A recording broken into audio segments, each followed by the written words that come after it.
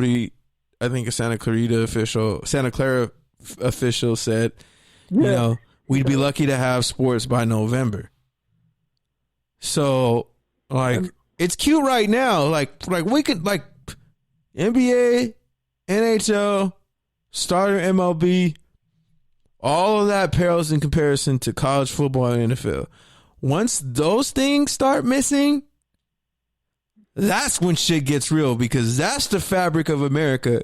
That's those flyover states. That's when people start getting mad and angry and pitchforks start happening. So at some point, like, that's when we start purging. That's when we start purging. When football is missed, it's over. So at some point, I think it's going to take, for some states. It's going to take health people, and it's going to take, you know, athletes buying into it and saying, you know what, we're fine with it. We'll deal with it because this is what we do. This is what we love. But it's going to take it's going to take a level of people just saying, you know what, fuck it. We're not at that point. So, like, Mike Riley definitely shouldn't be making those comments now. But I mean, I don't totally disagree with, like, yeah, at some point we just have to let healthy people be healthy and live their lives, because we can't stop sports forever. Can we just be honest? Some football is the GDP of a lot of different states. A lot of states have nothing else going for them, so they depend on the labor of young athletes. In this case, young black athletes. But it's not even just college. I mean, it's high school too. You're talking about big time high school football as well. That makes a lot of money for local businesses and local advertising. I'm getting to that. Spencer Rattler was like that's going to fill local sports. Yeah, you look at the sheer fact that if football shut down, a lot of these towns would go bankrupt. Yeah. A lot of these cities and, like, states, they'd be fucked. What is Oklahoma? There ain't no basketball going on in Oklahoma like that. Actually, I think basketball in Oklahoma is actually good. Okay. Oklahoma City basketball, like Oklahoma City's under a title contender. Is that what you're telling me? They were. That's what I'm right now. We're talking right now, Pete.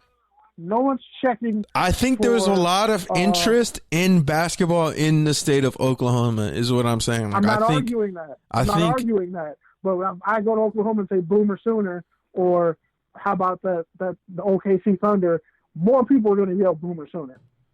Oh, definitely. But the only thing I'm saying is like, I'm not trying to underestimate how much people love basketball. Like there's a lot of communities that even in the Midwest that put out basketball talent.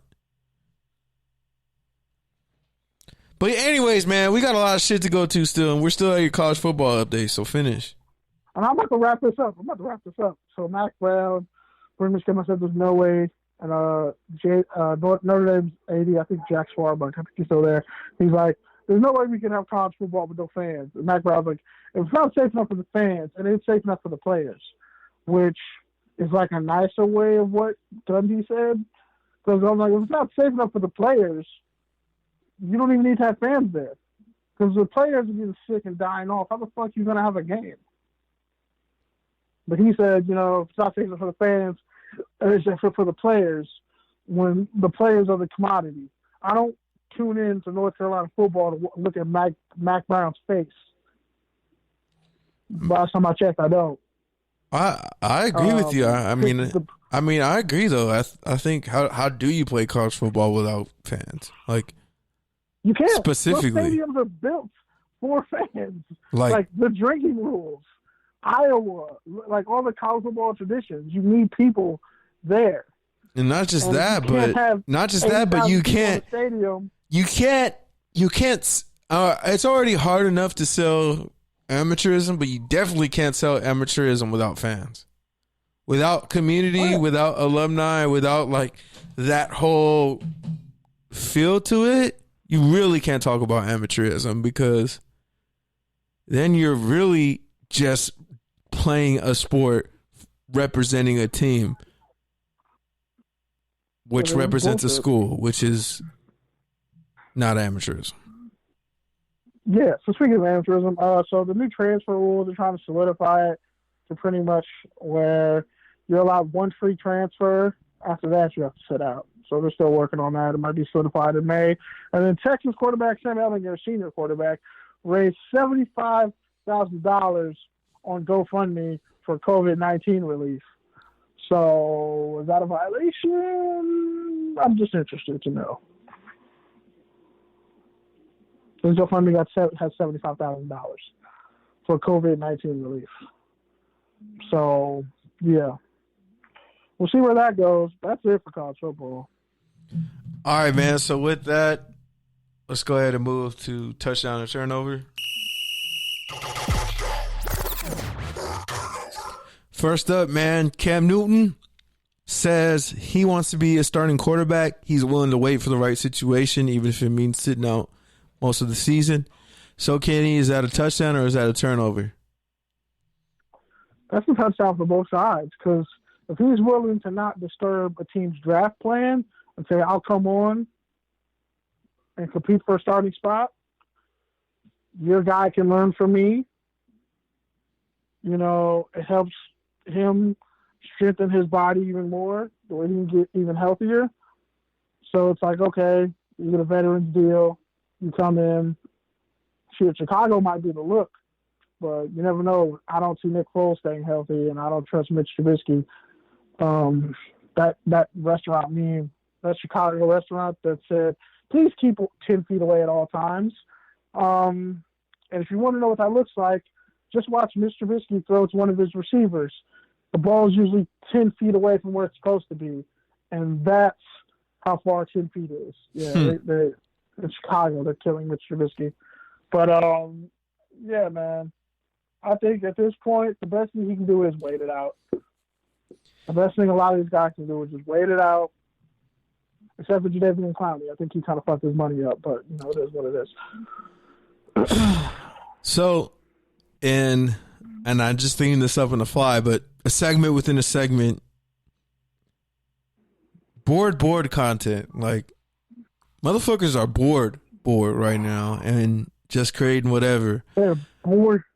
They are bored with the team. They are bored. like people are bored. Like, we're over here writing the same top 10 of the decade and best players to wear this jersey and, like, you know, all this type of content. Evergreen the Texas USC game, and I'm still angry about writing evergreen content about old shit that happened. Like, when we usually, like, even for NBA and MLB, which is usually started by now, it's still doing that sort of content. But anyways, this week in content that I saw of that was clearly from somebody bored was from Bleacher Report. What they did was they took pictures of players and teammates and swapped out their hairstyles for one another. So some of the ones that we saw were Zeke and Dak, Kamara and Thomas, you know, Bosa and Jimmy G. And so, what? Just overall, what do you make? George Kittle and Jimmy G. Yeah. Oh, I'm sorry, George Kittle. But yeah, overall, what did you take from that? Is that a touchdown or a turnover? Hair swaps on players. I think it was funny and a really good hair swap. And obviously, Alvin Kamara and Michael Thomas it kind of creeped me out. That shit. They look like a dynamic up and coming hip hop duo right now.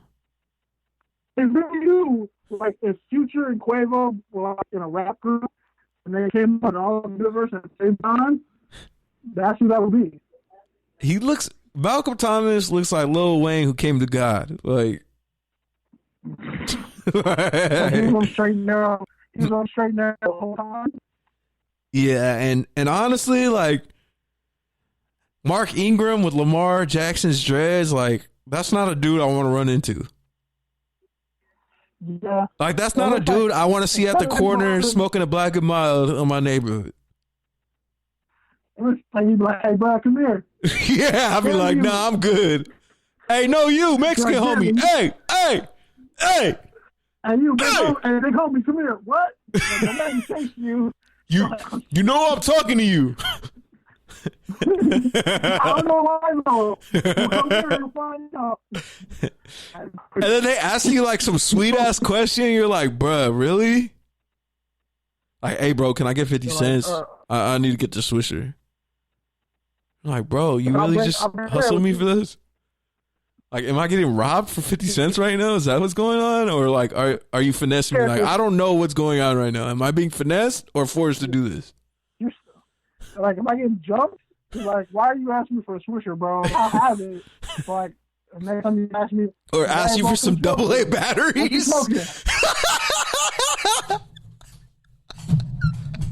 He makes you smoke some shit with him. You're like, I don't know what this is. No, I'm saying he asked you for AA batteries. Hey, bro, you got AA batteries? No. AAA batteries. Impossible shit, because nobody has AAA batteries. So it's like, wait, damn, what? Like, you want me? Why do I have AAA batteries? Man, nobody, you ain't never got shit I need, bro. Every time I see you ain't never got nothing I need. What purpose do you serve? And it's like, like, no, I'm just fucking with you, bro. I'm just frustrated. You like football? You like football? Yeah, you used to play football. Yeah, I did. All right, man. So another thing that happened this week in board content, Madden simulation tournaments. I think BR is doing it, but essentially taking the GOAT teams and running a simulation with them. So is that a touchdown or a turnover? Are you interested in watching Madden simulations of the greatest teams ever? I want to see motherfuckers play. Like, unless they're playing each other, like, to me, like, I'm all in on esports, you know that. But like, to me, it's not interesting unless there's two people holding the sticks talking shit to each other. Like, let's go ahead and see. Let's see what McCourty and I don't know, Julio Jones look like on the sticks running the all-time Falcons and the all-time Patriots. Like, what's that dialogue like? That's what I think would make it interesting. But in terms of just watching a Madden simulation, like, you can do a Madden simulation 100 times and it's different every time. But most of all, you can do it at your own fucking house. Like, I don't need to turn on Bleacher Report to watch a Madden simulation. I can literally watch a Madden simulation at my house. So to me, I think it's a turnover, but some people watch it. Some people fucking betted on it. Like, people are betting thousands of dollars on Madden simulation. Our motherfuckers are bored. Like, I was at my homie's kickback, like, right before the quarantine, like, got serious, and they were like serious. They're like, hey, bro, you want to bet $5 on a simulation game of Madden? I was like, nah, dog, I'm good. He's like, oh, we do quarter by quarter. I'm like, nah, I'm good, bro. Look, I'd rather put some money on some bones. That's kind of crazy. But yeah, man, so that was really fucking crazy. You never answered. Is it a touchdown or a turnover? Man, that shit's a turnover. Like, unless, like, when I saw the NBA one. Yeah, the NBA one's cool. Like, and it was cool. That was cool. But no, I want to. Nobody expected Pat Beverly to go that far. Pat Beverly didn't even expect himself to go that far. Chicago didn't even expect him to go that far. Chance the Rapper prayed for him and didn't even think he was going to get that far. Shit. I just want people to know your shit. You said it. So when Pat Beverly comes for you, just know. That's not a diss to Pat Beverly. I'm just saying he's not gonna walk. Not like a diss. Nah, it's just like nobody's checking for Pat Beverly like that.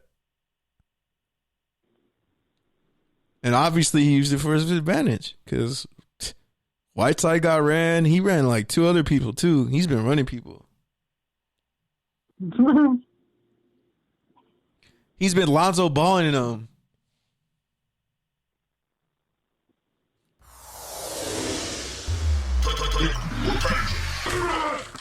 All right, man. So last segment of the show, going to try to get through this quick, but pretty much one of the quotes That Dabo Swinney said this week that